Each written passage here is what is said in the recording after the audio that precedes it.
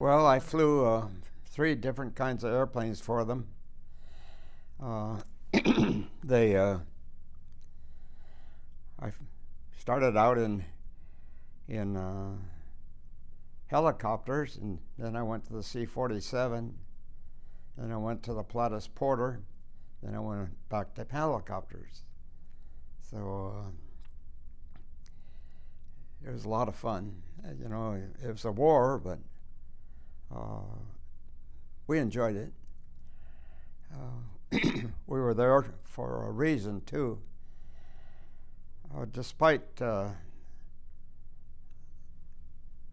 attitude of a lot of people, we did go there to preserve those people's freedom. And we were in a battle. We were the only force there. Laos was closed to the U.S. military.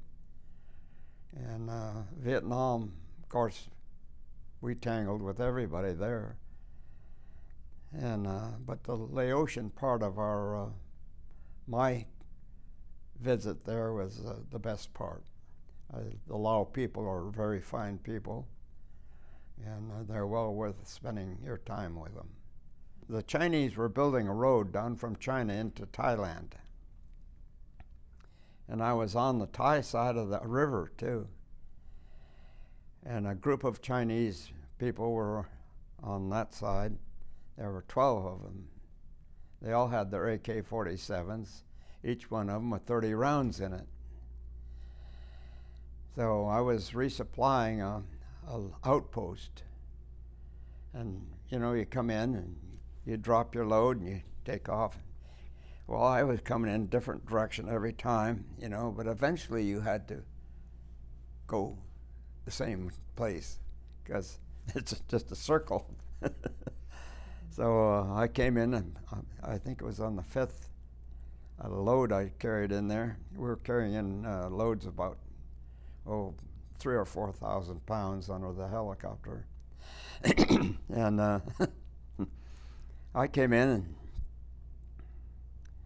obviously the little sergeant running the gang was watching, and he watched me come over, and he gave them the signal, and they all started firing.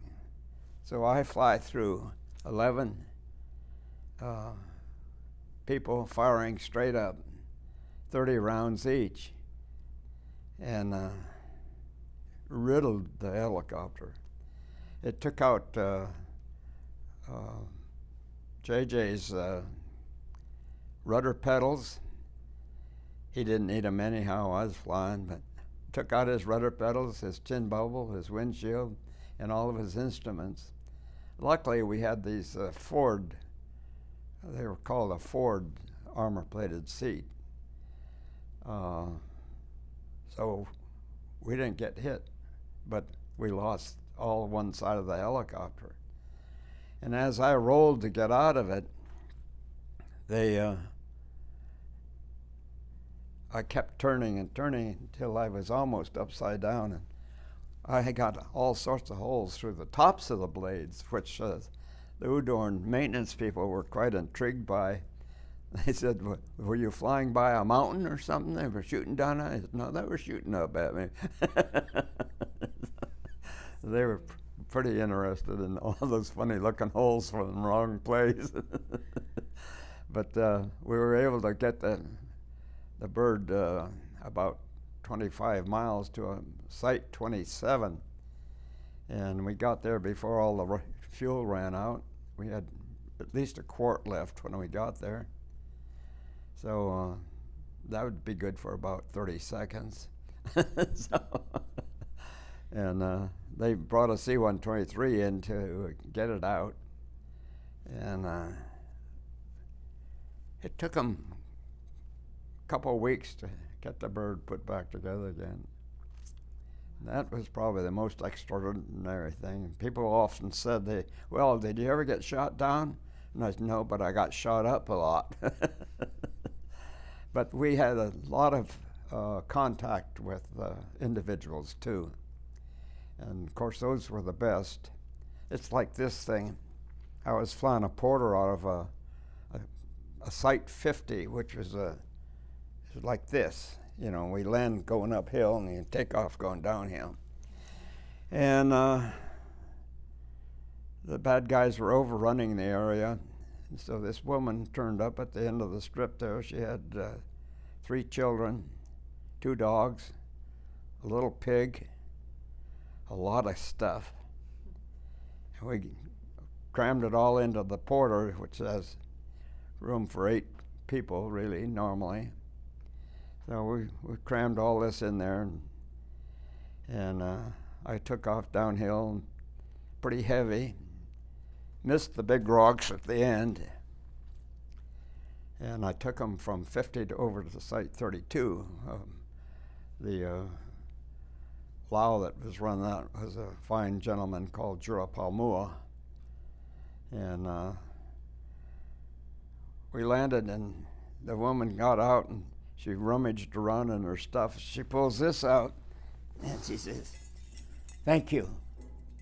And I said, "Oh, no. Yes. No, you cannot. You keep that. That's too important." I still have it. But all the way, I was sweating because the downhill run was quite wild. And she's got this dirty rag and she's wiping the sweat off my face. Nice old lady. And the kids were, they weren't afraid at all.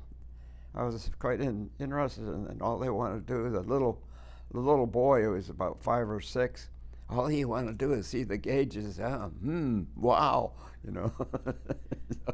So it was entertainment for them. And it was also a lifesaver for them because they would have been massacred.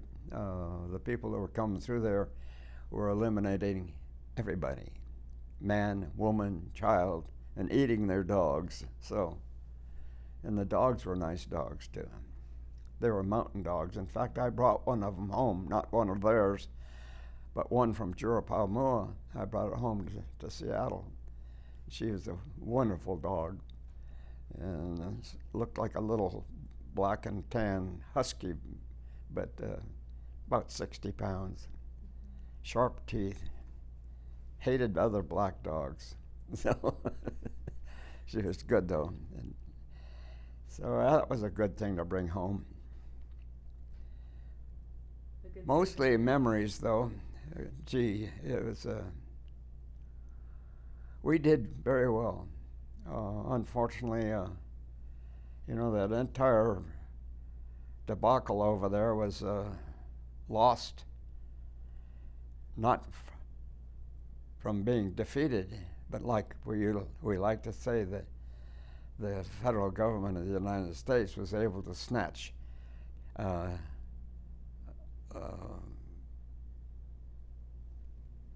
loss from victory.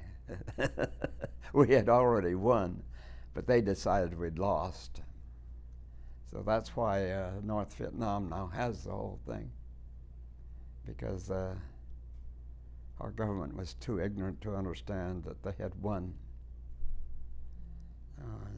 It makes you wonder.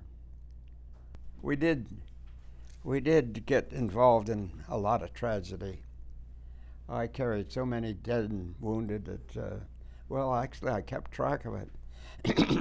I carried 270 wounded. No, more than that. But I ended up with about 2,500 dead people I carried, too. And it was always that we took these people back to their villages in the evening, 4 o'clock, 5 o'clock. And the people in the villages understood what was coming every time one of these helicopters came in at that time. So you could almost hear the wailing before you even got there. It was a lot of tragedy, a lot of dead people. It was very hard on them, and unfortunately, in the end, they lost. But it wasn't because we didn't do our job, we did our job. And everyone in there, America, had the same attitude. You know, we were there for them. We weren't there for us. They mine their silver with a fire. They dig a hole in the side of a cliff where the silver is, and the silver melts and goes to the bottom of the hole. And this is Laotian silver. And that's how this was derived. It's a strange way of mining, but it works. Those people are ingenious.